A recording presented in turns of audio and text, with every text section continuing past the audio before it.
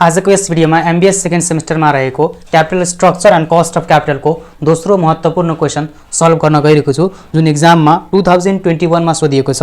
हामीसँग क्वेशनमा गिभन दिएको छ, लङ टर्म डेट दिएको छ 30 मिलियन र कमन इक्विटी दिएको छ 30 मिलियन। कम्पनीको टोटल एसेट रहेको छ 60 मिलियन। 60 मिलियन XYZ कम्पनीको टोटल एसेट रहेको छ।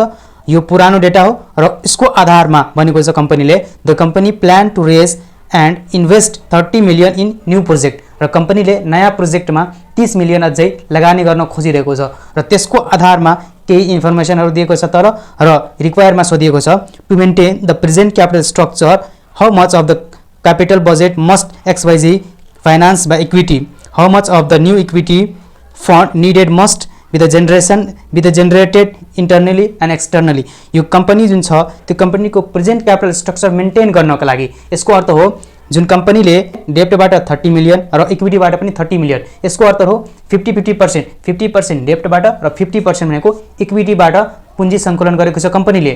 यही अवस्थालाई, यही क्यापिटल स्ट्रक्चरलाई मेन्टेन गर्नको लागि इन्टरनल र एक्सटर्नल सोर्सबाट कति फन्ड रेज गर्नुपर्छ नयाँ प्रोजेक्टको लागि भनेर क्वेशनमा दिएको छ। यो क्वेशन रिक्वायर सल्भ गर्नुभन्दा पहिला हामीले गिभन कति दिएको छ सबै गिभन लेख्ने। 8% कुपन रेट दिएको छ 8%। अर्को दिएको छ common stock currently selling price 30 रुपैयाँ। Current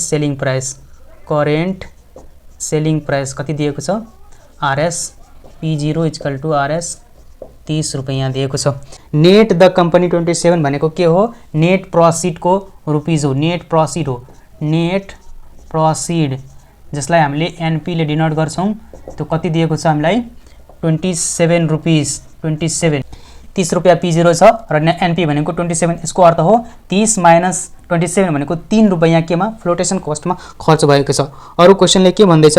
required rate of return is estimated to be 12%।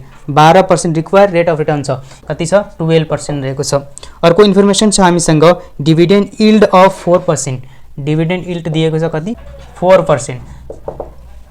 Dividend yield भनेको के हो? D1 / P0 भनेको डिभिडेन्ड यील्ड 4% दिएको छ। त्यसपछि गिभनमा दिएको छ expected growth rate 8%। Expected growth rate दिएको छ G = कति छ? 8% नै रहेको छ। 8% ग्रोथ रेट दिएको छ। त्यसैगरी क्वेशनमा अर्को दिएको छ retained earning are estimated to 3 million. Retained earning 3 million दिएको छ। अरु इन्फर्मेसन छ हामीसँग ट्याक्स रेट 40% ट्याक्स रेट दिएको छ। यसैको आधारमा बनेको छ to maintain the present capital structure how much of the capital budget must XYZ finance by equity. इक्विटीबाट XYZ कम्पनीलाई कति फन्ड रेज गर्नुपर्छ? How much of the new equity fund need must be generated internally and externally. जुन कि इन्टरनलीबाट कति ल्याउनुपर्छ र एक्सटर्नलीबाट कति ल्याउँछ भनेर क्वेशन सोधेको छ। त्यसको सोलुसन गर्नका लागि 1 नम्बरमा लेख्नुपर्छ। नम्बर 1 के लेख्नुपर्छ? To maintain the present capital structure to maintain the capital structure of the XYZ company should raise the capital 50% from debt and 50% from कहाँबाट? इक्विटी। फ्रम इक्विटी 50% डेप्टबाट र 50% इक्विटीबाट ल्याउने। त्यसपछि के गर्नुपर्छ? इन्टरनल एक्सटर्नलको क्याल्कुलेसन गर्नुपर्छ। So the calculation of internal equity and external equity. Internal equity र external equity is given below. यति हामीले लेख्नुपर्ने हुन्छ माथि। त्यसपछि हामीले क्याल्कुलेसन गर्नुपर्छ इन्टरनलीको कति र एक्सटर्नलीको कति हुन्छ। टोटल न्यू क्यापिटल कति हामीलाई क्यापिटल चाहिन्छ नयाँ? टोटल क्यापिटल भनेको छ 30 मिलियन। 30 मिलियन कम्पनीले भनेको छ हामीलाई चाहिएको छ। 30 मिलियनमा के भन्छ? 50% डेप्ट र 50% इक्विटीबाट ल्याउने। त न्यू डेप्टबाट कति? 50% भनेको यसको कति हुन्छ? 50% अफ 30 मिलियन भनेपछि 50% अफ टोटल क्यापिटलको, टोटल क्यापिटल भनेको 30, 15 मिलियन हामीलाई चाहिन्छ। अर्को इक्विटीबाट पनि कति चाहिन्छ, न्यू इक्विटी पनि चाहिन्छ हामीलाई 50%, त 50% अफ 30 मिलियन भनेपछि 15 मिलियन चाहिन्छ हामीलाई इक्विटी, 50 डेब्ट र 50 इक्विटी दिएको छ। अब हामीलाई निकाल्नुपर्छ इक्विटीको कति इन्टरनल छ कति एक्सटर्नल छ। गिभनमा कुनै इन्फर्मेसन छ दिएको, retained earning are estimate to be 3 million retained earning दिएको छ। त हामी निकाल्न गइरहेको छौँ न्यू इक्विटीको इन्टरनल इक्विटी। त इन्टरनल इक्विटी कति हुन्छ, इन्टरनल इक्विटी इक्वल टु कति हुन्छ, रिटेन अर्निङ र इन्टरनल इक्विटी भनेको एउटै कुरा हो। त्यसैले इन्टरनल इक्विटी इक्वल टु के हुन्छ, रिटेन अर्निङ।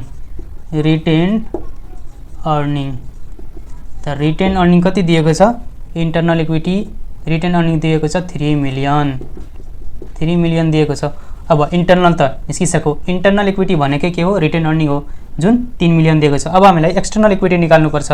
त एक्सटर्नल इक्विटीको फर्मुला के हुन्छ, एक्सटर्नल इक्विटी भनेको के हो, इक्विटी न्यू इक्विटीबाट हामीले इन्टरनल घटाइदिए बसिसकेपछि के निस्किन्छ, हाम्रो एक्सटर्नल निस्किन्छ।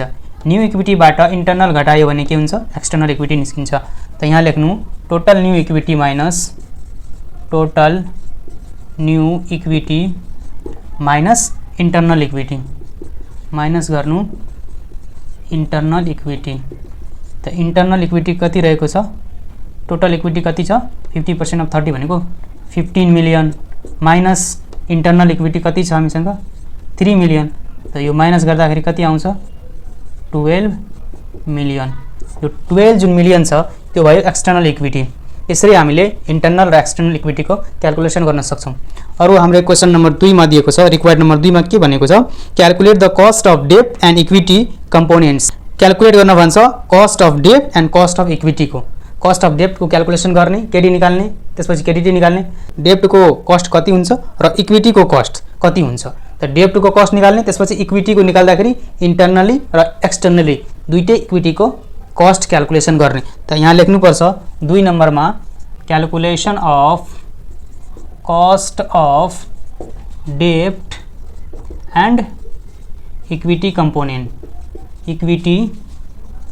कम्पोनेन्ट्स। त सुरुमा के क्याल्कुलेसन गर्नुपर्छ, डेब्टको क्याल्कुलेसन अफ कस्ट अफ डेब्ट, जसलाई हामीले केडी भनेर भन्छौँ। त यसको क्याल्कुलेसन गर्नुभन्दा पहिला यसका गिभनहरू दिएको हुनुपर्छ, त्यो लेख्नुपर्छ। त्यसमा गिभनमा के दिएको छ, बिफोर ट्याक्स कस्ट अफ डेब्ट 12% दिएको छ। अब हामीलाई आफ्टर ट्याक्स कस्ट अफ डेब्ट निकाल्नुपर्छ, आफ्टर ट्याक्स कस्ट अफ डेब्ट निकाल्नुपर्छ।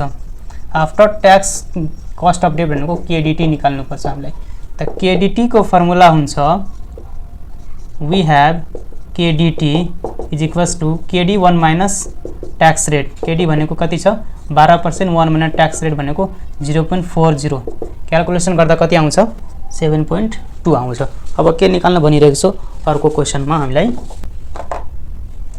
Calculation of cost of internal equity पहिला निकाल्नुपर्छ है त। इन्टरनल इक्विटीलाई हामीले केएसले डिनोट गर्छौँ। केएसले डिनोट गर्छौँ भने यहाँ लेख्नुपर्छ केएस इक्वल टु के फर्मुला हुन्छ, D1 divide by P0 plus जी हुन्छ। त D1 कति दिएको छ हामीलाई, D1 डिभाइड बाई P0 दिएको छ 4%।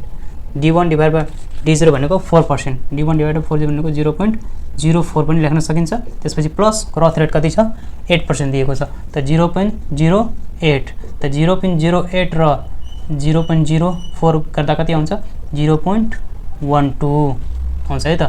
अर्को के निकाल्नुपर्छ हामीलाई, calculation of cost of external equity, जसलाई हामीले केई भनेर डिनोट गर्छौँ। त केई को फर्मुला के हुन्छ, केई को फर्मुला हुन्छ D1 divide by NP plus g. त D1 डिभाइड बाई P थियो भने यहाँ लेखिहालेँ। अब D1 डिभाइड बाई NP चाहिन्छ, कसरी लेख्ने त, D1 को भ्याल्यु पनि दिएको छ यहाँ, त्यहाँबाट लेख्न सकिन्छ। 1.20 दिएको छ डिभाइड 30। त 1.2 भनेको के हो, 1.2 भनेको D1 हो। त 1.2 डिभाइड बाई नेट प्रॉफिट कति दिएको छ 27 प्लस जी भनेको 0.08 क्याल्कुलेसन गर्दा कति आउँछ 12.44% आउँछ। यो भयो calculation of cost of external equity. अब क्वेशनले भनेको छ वेट निकाल्नको लागि हामीलाई क्वेशनमा 3 नम्बर भनेको छ calculate the weightage average cost of capital भनेको छ निकाल्नलाई ए र बी दुईटैको above and break point in the MCC schedule दुईटैको निकाल्न भनेको छ।